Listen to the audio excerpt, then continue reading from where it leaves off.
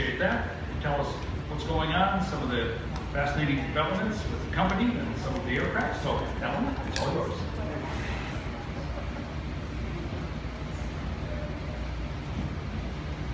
Deborah's going to grab something so I got names right, but I'll just butcher the names and get them on. Oh well. So first of all, obviously, this is a pretty cool day at Oshkosh. Cool as in it's the temperature, right? My favorite place of the world for this week. What I want to do is give you a chance to get a brief update on what's going on with One Aviation. We'll talk about confusing names of airplanes, certification programs, some of the other little announcements we've got going on. And mostly I want to ask you to come back and talk to other people to get more of the details. So I'm going to try and keep this shorter than I normally would. In an attempt to keep it shorter, I'm going to start with the last topic.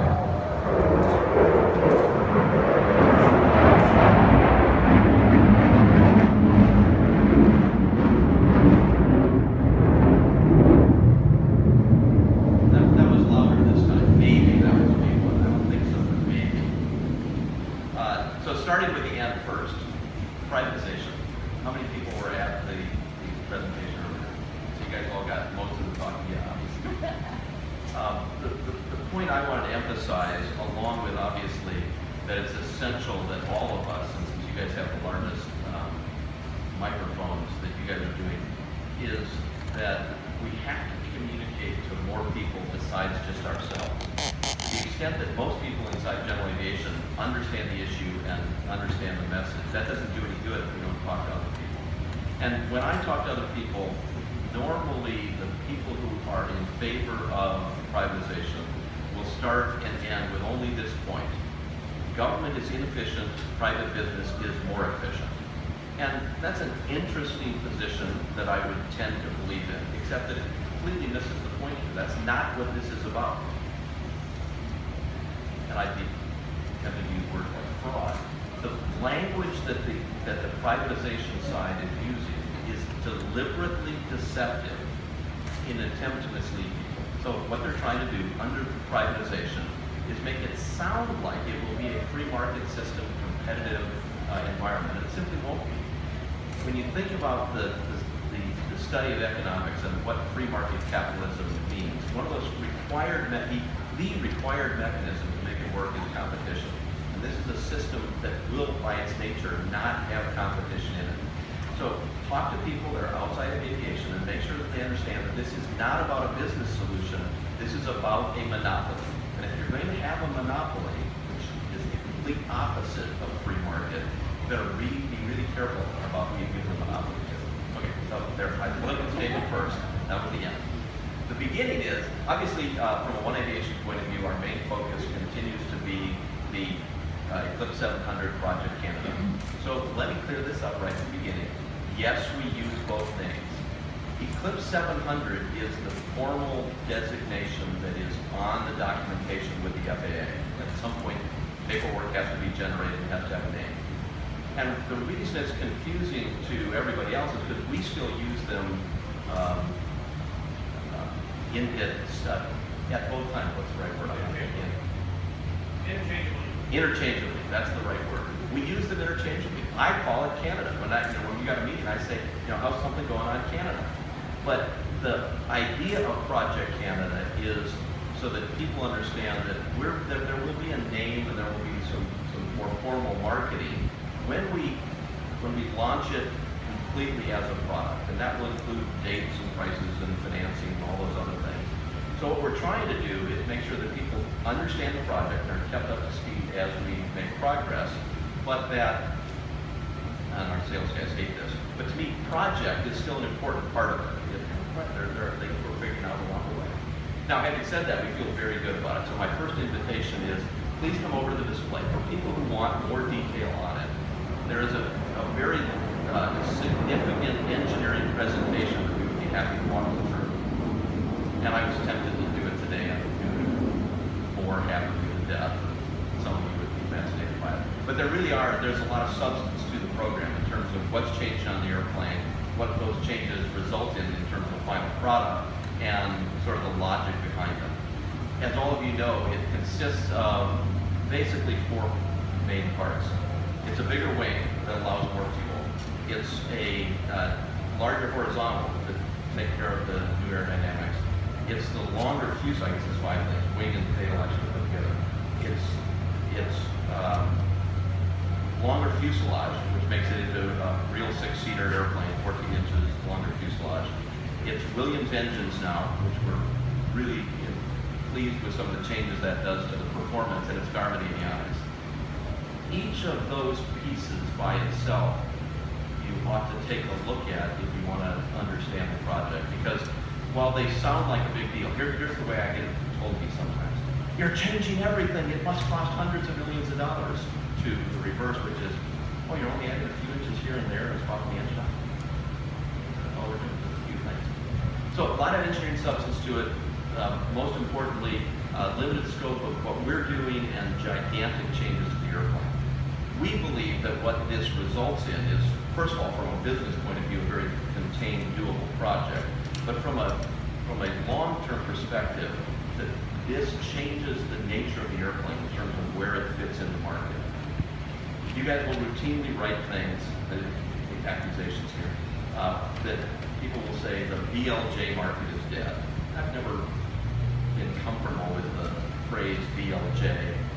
You'll recall from my Cirrus days I was described as a personal jet. In this case, we talk to the military about trainers and surveillance airplanes. We talk about airline trainers. We talk about air taxis, Part 135, and corporate operators, and personal transportation. So I don't think it fits in a nice, neat category, but the changes that the 700 bring to this marketplace, I think really does create a different market. Again, think back to all of your economics days when you looked at supply and demand curves, right? The way you're picturing was your net supply and demand curve. This moves the whole curve. It does change the way people will look at this niche, which means that nothing that we think we knew about the past will be true, and that includes the market. The rate of climb, the range, the simplicity of operation, the ability to get into the smaller airport at the end of that trip, we think is a significant substantive change in how the market will react to this airport. So we're obviously very excited about it. Along the ways, obviously, there's lots of little bits of progress, and so things that people will be curious about and will generate press releases. We'll have a few of those for you today. One of them is that we've decided to use lithium batteries. As we look at lots of new technology, how these things fit. A company called Acme, and it's lighter weight, some really cool technology. You can stop by and see some of that. We also continue to think about the inside of the airplane and the user-friendly side. So the technology there, PPG and the dimmable windows that you can see on other products. We have a 700 fuselage mock-up that I would recommend you come and sit in. And ideally, you should go from the 550 into the empty 700 to get a feel for space change. And what the window does, so it starts with those of us that are physics geeks as just kind of cool technology. What it really does is change the way you build the inside of the airplane and the sense of space. So it's technology and what does it mean for the customer. Obviously, Garmin avionics, the Garmin 3000, which is probably be a little bit of a stretch to say it's the new standard, because obviously there's a lot of life left in the G1000 as well. But it's at least going in that direction. So we consider it sort of a new standard. The commonality of our implementation of the G3000 with other airplanes, we think helps lower the barriers to entry so more people will be able to move into the airplane. And then obviously the thing that we announced a little while ago was the Williams engine, the FJ33. It's used on Cirrus jet, and obviously we've got a bunch of ex-Cirrus people on the team, so we've got a lot of familiarity with Williams and that engine in particular. And it does some neat things. It increases the range a little bit of the airplane, gives lots of thrust. I'm now only a couple of years into flying turbofan aircraft, and it is highly addictive, I can tell you that. The transportation really is life-changing in terms of what you can do. But in that learning experience, one of the things that surprised me the most was how temperature affects the airplane. And it's huge compared to piston and even turboprop airplanes. When it's a hot day, you notice it in climb and altitude and all those things. What the Williams engine does and what Canada does is take that out of the equation, that you've got power for the hottest days. I was recently someplace where it was plus well in hot weather. That was pretty hard on me. But this engine actually at plus 40 still has lots of power left. And so in temperatures that the current airplane would really be out of performance, Canada will handle that nicely. So with that kind of temperature performance, what it means is when you're at altitude, you get you keep these higher speeds. And so we'll see on hot days sort of 75 knots difference in cruise speed between 550 and 700. So hugely significant numbers on cruise speed. And then range the same way. We've been playing a lot with numbers. It'll be interesting to see how they turn out. Obviously, software is getting better and better. But the range that we're looking at right now, at max cruise, and you know everybody can always play the games they want to. At what speed do you get the longest range? I'm tempted to say, how many of you guys throttle back your airplanes ever? Okay, Europeans accepted where it's too expensive to fly at full throttle. The rest of us tend not to. No, you do? Yes. So at max cruise, we'll have 1,470 nautical mile range with full NBAA IFR 100. So that's descend, shoot, approach, climb back up to 15,000, fly 100 miles at a lousy altitude, land at reserve. So you're really talking about 1,600 sort of usable range numbers. And I think I'm really looking forward to that. It will do great things. So again, when I was talking about why this changes the market, it's a completely different utility factor when you have those kinds of range. So the airplane's looking pretty good. We feel very good about the technology. We feel very good about the certification part. It always bugs me when people blame the FAA for everything. The FAA does a pretty good job. All that stuff's coming along. So now we're trying to gradually communicate that to everybody. Come and get some presentations on engineering. We'd love to tell you some more. But the other thing we're doing, and I'd like you to talk about in the short run, to have people come and look at it, we've got a virtual reality set up. And I had never tried virtual reality until we were shown this demo in Albuquerque, and we said, wow, this is fantastic. We got to do this at Oshkosh to show. This is cool technology that gives you a taste of what the future of the Canada project looks like. And I've got Amanda. Amanda's one of the founders of Private Technology. She understands this stuff better than I do. She's the one who convinced me that we ought to absolutely do this. So I wanted Amanda to tell you a little bit about it. But it's pretty cool stuff.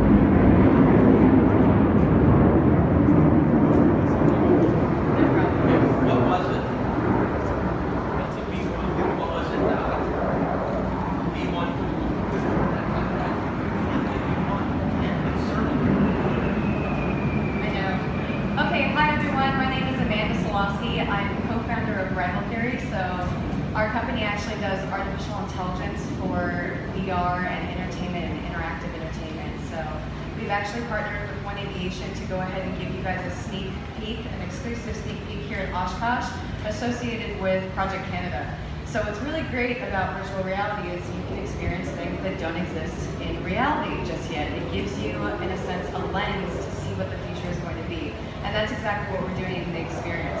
So we're actually able to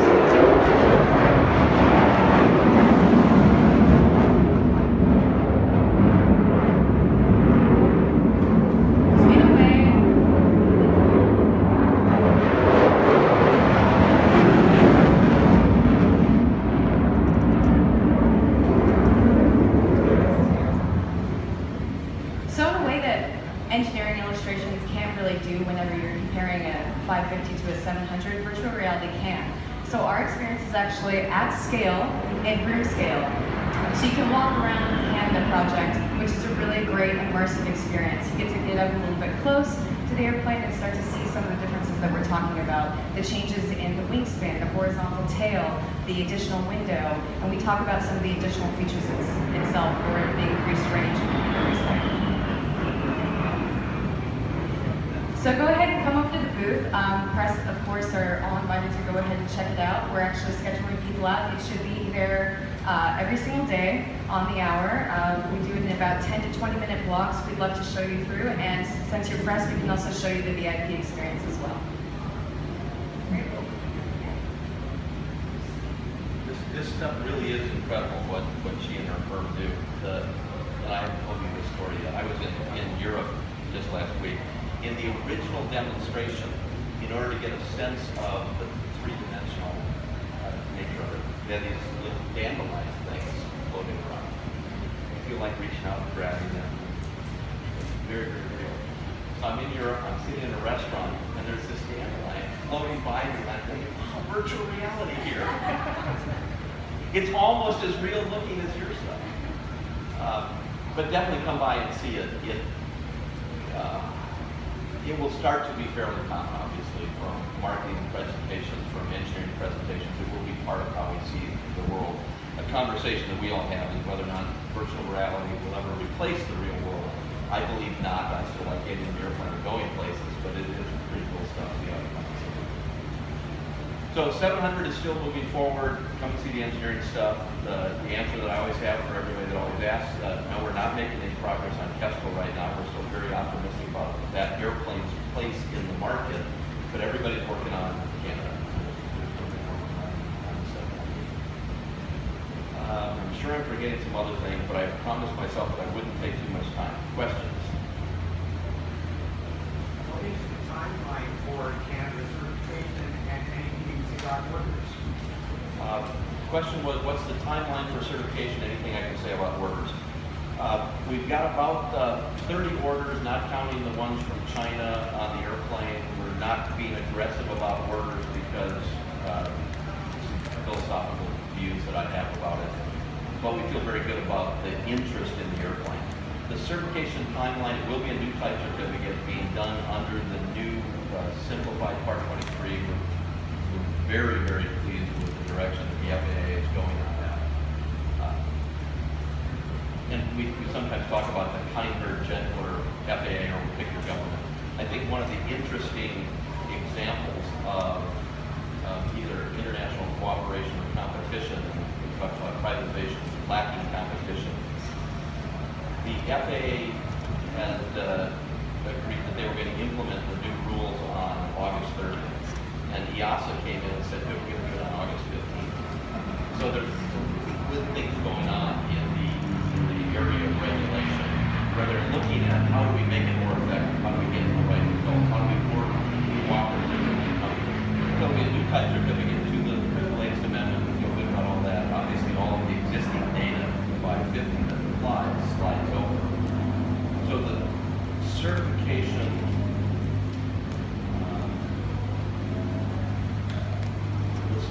stack of work that's normally associated with it is relatively small. As you've heard me say in the past, the most frustrating thing I have to do is deal with the financial world. And in talking to them about certification, they universally, I mean universally, one should always be careful about absolute, this is absolute. None of them know anything about certification. They always get it wrong. And it finally occurred to me that I was doing the presentation wrong. I was telling them what the answer was. They don't believe what I say anyway. So instead, what I started doing was say, well, what do you think this is going to take? It's hundreds of millions of dollars to do a new jet. And you're changing everything. You know, it's a new wing and a new tail and a new fuselage and a new engine and a new avionics. And what's left? I mean, it's new everything. I left and said that. And then I give them the number and I show them specifically on the drawings. So this much is changing and that much is changing. This bolts on here. So we feel good about the certification schedule because the FAA is being cooperative. We feel good about the engineering schedule because the scale is so limited. And obviously, in the end, that's driven by simply how hard you can step on the throttle from a financial point of view. So it's something like 18 to 24 months. We feel that it's reasonably predictable and low enough risk that the airplane will be in production prior to certification and we'll deliver them as soon as we get the paperwork that allows permission.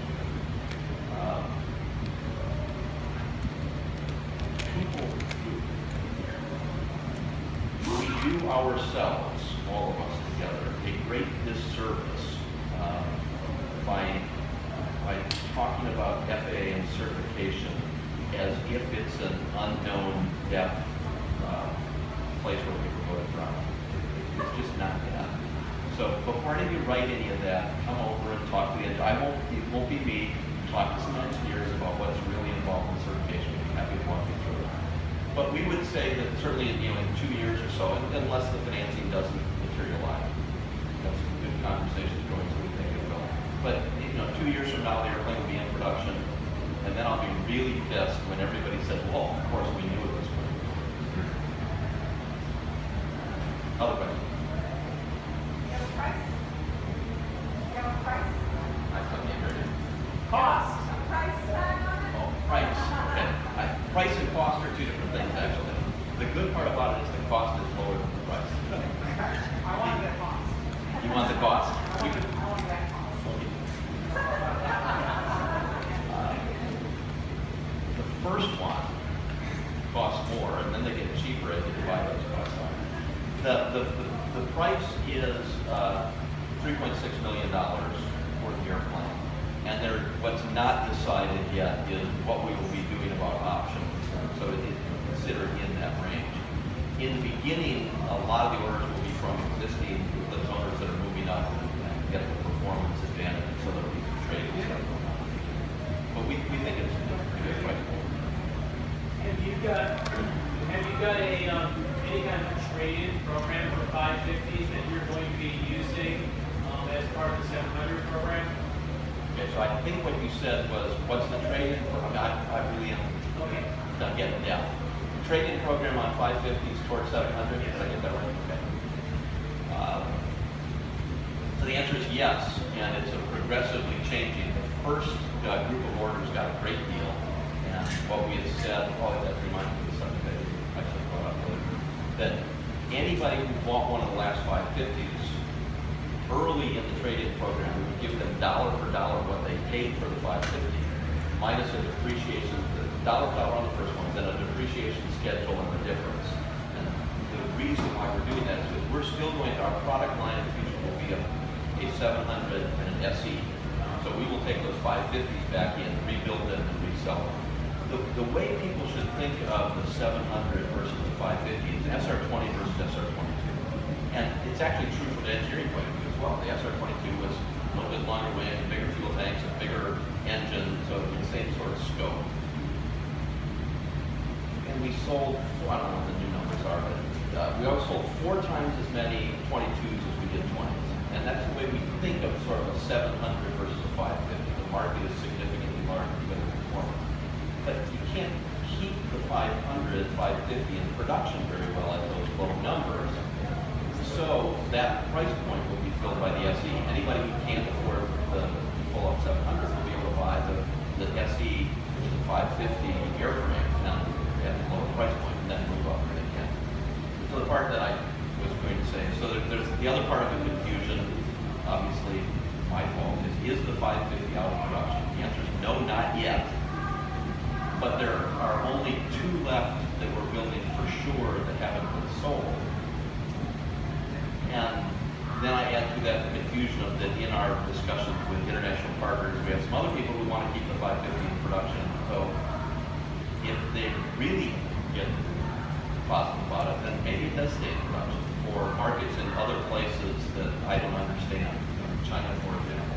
We think China will be a huge market someday. I think that's almost certain. Not certain, but almost certain. And to the extent that there are Chinese groups that think there's a market for a 550 there versus a 700, if we aren't as bad as me, then maybe. So maybe it stays in production. So back to the problem.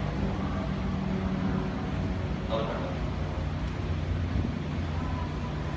Same thing for some additional financing for the 700 program, about what magnitude of financing are you looking Well, financing for the company. Yeah. Okay. I thought you were talking about financing the airplane. I'm going to say, yes, that's a great conversation about financing the airplane. Because the financial guys all realize they make more money financing the airplanes than building the airplanes. The magnitude that we're looking at for the airplane is under $50 million, but we're doing a bigger financing than that because we're restructuring a whole bunch of things in the company as part of this financing. So I normally describe it as $100 million-ish sort of financing. And then, because unlike engineering, which actually has wrong answers, there's more than one right answer, but has wrong answers, the finance guys never get the wrong answer part, so they get lots of proposals. Anything else? Well, definitely come by, take a look at the virtual reality. I think you will all be amazed when you see what it's like to put that headset on and look at the Canada airplane. And if you want to sit down with engineering, walk through a presentation on the details of what is Canada, we would love to have you.